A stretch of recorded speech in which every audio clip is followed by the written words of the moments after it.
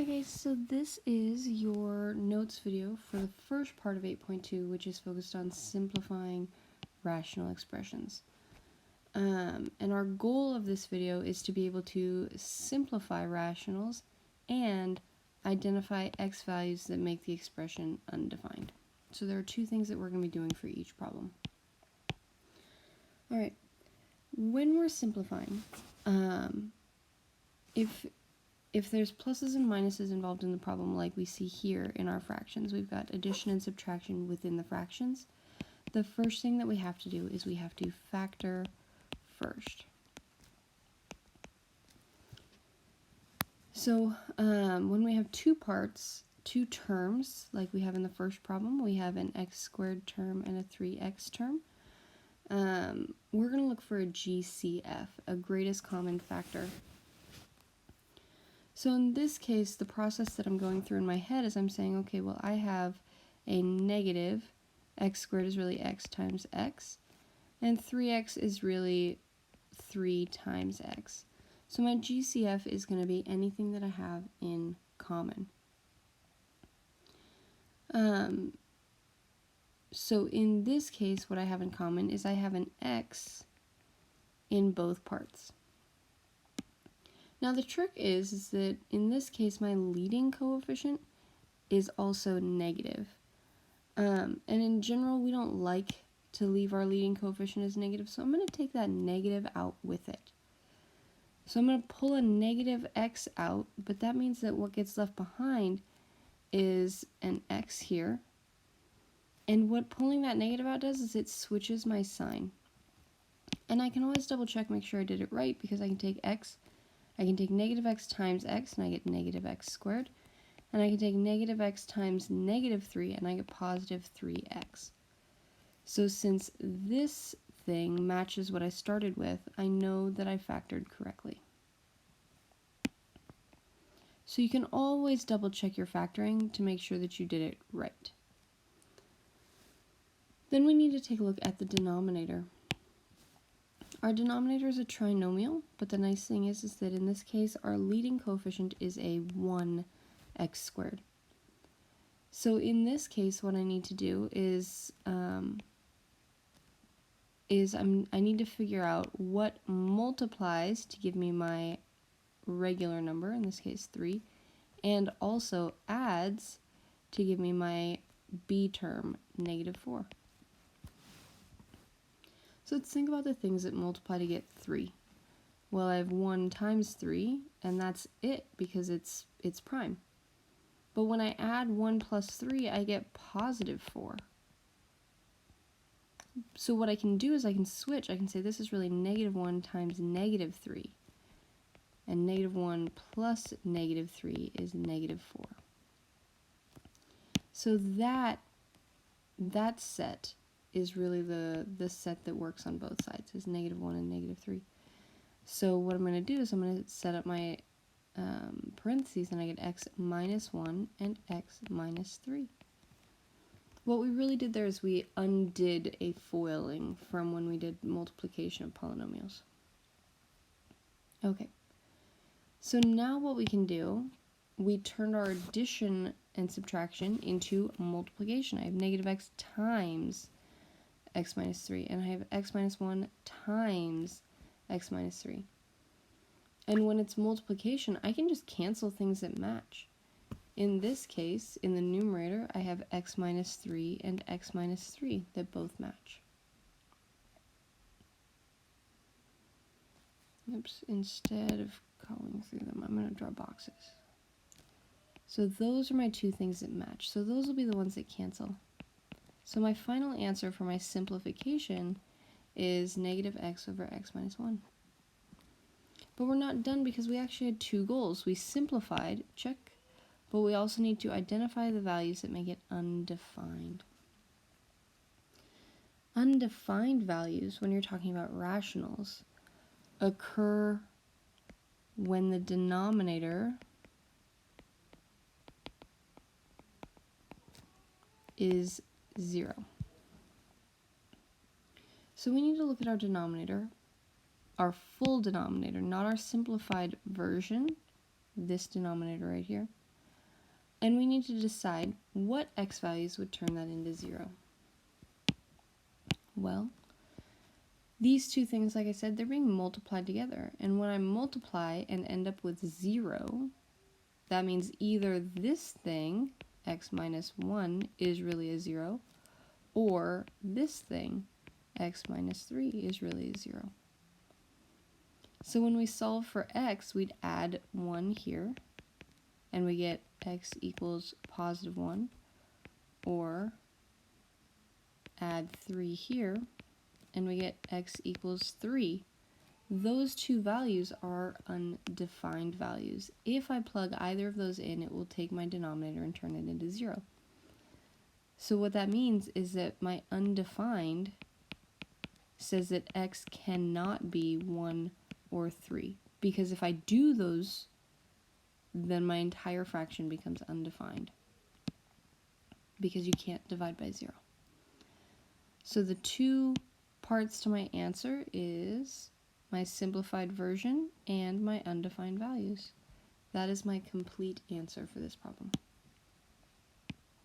All right, second problem. Gotta give myself a little bit more room. Second problem. Again, we've got addition and subtraction, so we need to factor first. In our numerator, again, we've got two pieces, two terms, so I'm going to factor out a GCF. In this case, the only GCF there is a 1, so this is really 1 times 3x plus 4. It's the only thing that divides out of both 3 and 4. In my denominator, though, my leading coefficient now is 3. Which means I can't do the same process that I did in the last problem. But there is a little bit of a shortcut. Because I'm hoping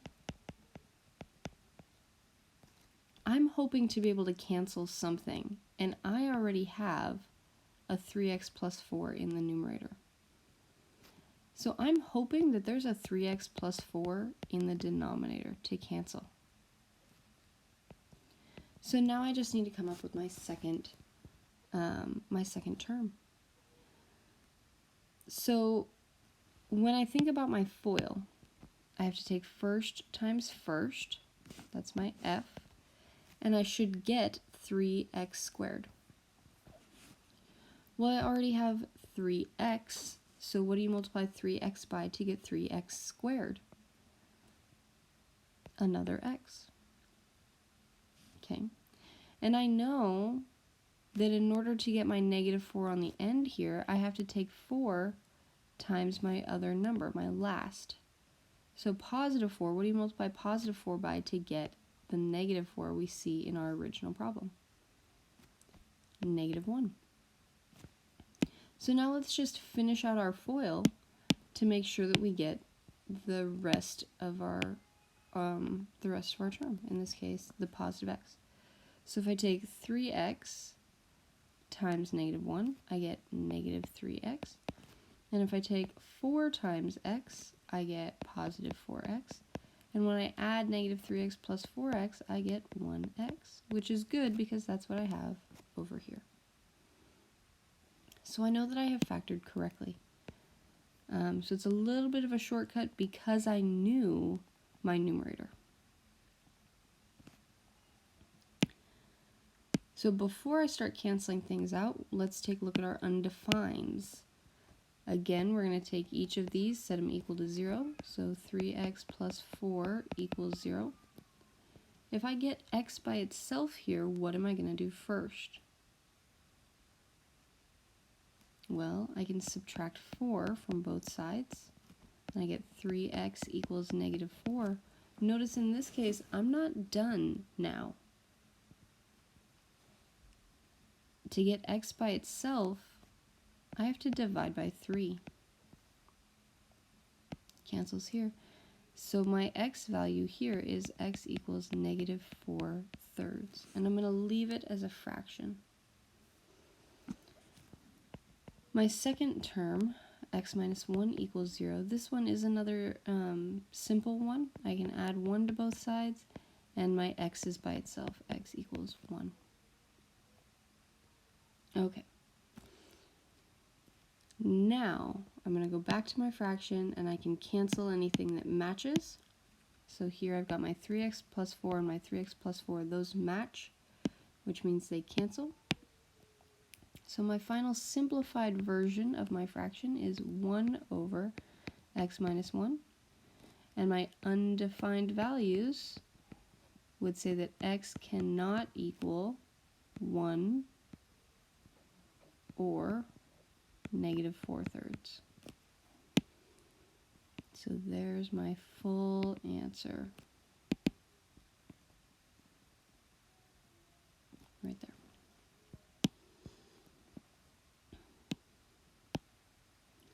Okay. The last problem, though, has a trinomial in both the numerator and the denominator. So I can't do a shortcut for this one. I've got to factor both of those. So since both of them have a leading coefficient that's not 1, I have to do what's called factor by grouping. So I'm going to take a look at each one individually. I'm going to take a look at the numerator, and then I'll take a look at the denominator. So my numerator is 6x squared plus 7x plus 2. Okay. So in order to factor these, some labeling. A is our 6, B is our 7, and C is our 2. So it always goes in order according to the exponent. So to factor this, we're going to take A times C. So in this case, 6 times 2, and we get 12. And then we're going to look at our B term, in this case, 7. And we need to know what multiplies to give us 12 and adds to give us 7. So the first thing I'm going to do is I'm just going to list all of the things I can think of that multiply to give me 12. So I like to start at the bottom. In this case, 1 times 12, 2 times 6, 3 times 4, and then 4 times 3, so we've looped back around. So I know I've got all my factors. Then I'm going to think about which of these, when I add them, like 1 plus 12, or 2 plus 6, or 3 plus 4, I don't need to do 4 plus 3 because it's the same as 3 plus 4. Which ones add to 7? And in this case, it's this row right here that's true on both sides, 3 and 4. So what we're going to do with that is we're going to take our 3 and our 4 and we're going to rewrite 7x as 3x plus 4x. And it doesn't matter which one you put first. You'll end up at the same place in the end. And then your other two things just come straight down. So we still have our 6x squared plus, and bring that plus 2 down at the end. Then this is where it's called factor by grouping, because we're going to group them 2 at a time. So I'm going to draw a little line right here, and I'm looking for the GCF of each set of 2. So in this case, 6x squared and 3x, if it helps you to write it out, you can write it longhand. You could write 6 as 2 times 3, and x squared is x times x. 3x is really 1 times 3 times x. And then our GCF is anything that matches. So in this case, in this case, I have 3's that match and x's that match. So I'm going to pull the 3x out front, and anything that didn't match has to stay in the parentheses. So in this case, I have a 2 and an x, so 2x from my first thing, and a plus 1 from my second thing. you always have to have 2 parts left here, because you started with 2 things to begin with. All right, I'm going to do the same thing with my other side, so if it helps you to write it out longhand, you can do that. I'm going to just say this is 4x and 2 is a positive 2, which leaves 2x plus 1. Now the goal of factor by grouping is to make these parentheses match. If they don't match, something is wrong, and you need to go back and recheck or reevaluate your GCF. But in this case, ours match, so we know we've done it correctly. So I'm going to factor those out, just like we took our matching things out of these 2 parts and we pulled it out front. It's the same thing. I have 2 matching things here, so I'm going to pull them out front, and I get 2x plus 1. And the things that got left behind have to have a set of parentheses all their own. So in this case, that's a 3x and a plus 2.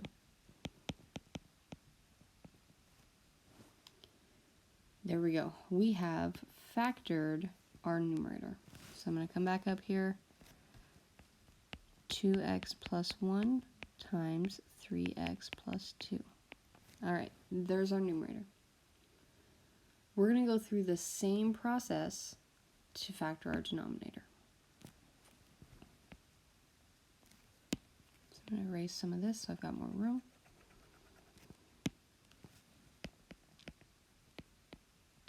All right, we've got 6x squared minus 5x minus 6. All right, my a times c is 6 times negative 6, so that's negative 36. And my b is just negative 5. So I need to figure out what multiplies to negative 36 and adds to negative 5. If you're not sure, just start at the beginning. Negative 1 times 36. Negative 2 times 18. Negative 3 times 12. Negative 4 times 9. Right there, what I notice is when I add those, I'd get positive, I'd get positive 5. So I know if I just switch my signs, I'll get my negative 5. The more you practice with these, the better they go. It just takes a lot of practice. So I'm going to rewrite my negative 5x as negative 9x plus 4x. Bring down my 6x squared and my negative x, or negative 6, excuse me. Okay, take them 2 at a time. So I'm going to draw my little squiggle. We need to find our GCF. What is the biggest thing that can divide out of 6 and 9? In this case, that's 3. And I have x squared here and x there, so can I take any variables with me? Yeah, I can take 1x. So when I divide out a 3x from 6x squared, I get 2x left. And when I divide a 3x out of negative 9x, I get negative 3. And if it's helpful, you can always write it out in factored form also. Same thing for the other side. What is the biggest number that divides out of 4 and 6? Well, that's 2. And I have an x here, but no x there, so can I take a variable with me? No. So I get left with 2x minus 3. Again, we know we did it right because our parentheses here, 2x minus 3 and 2x minus 3, match. So my final answer, you bring those together, 2x minus 3, and the things that didn't match, they get their own parenthesis, 3x plus 2. And that's my factored form. So I'm going to bring it back up to the top.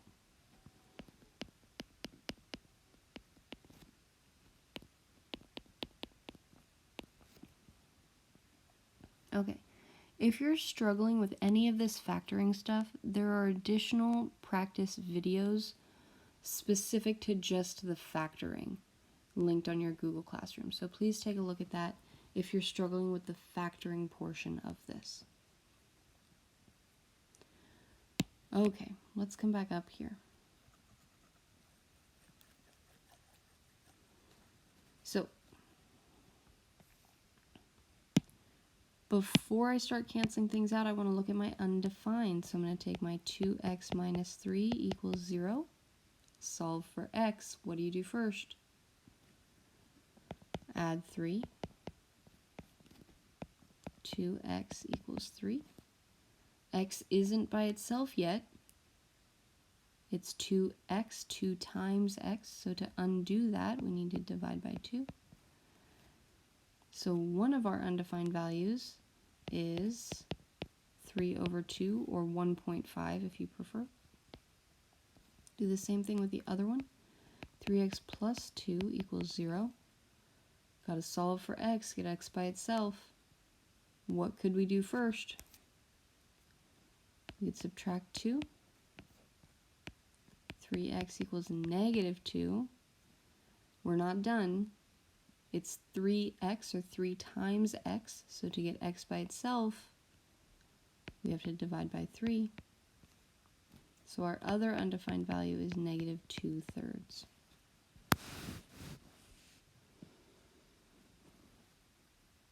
Okay, so these are our undefined values. X cannot equal negative 2/3 or 3 over 2, because that would turn our denominator to 0.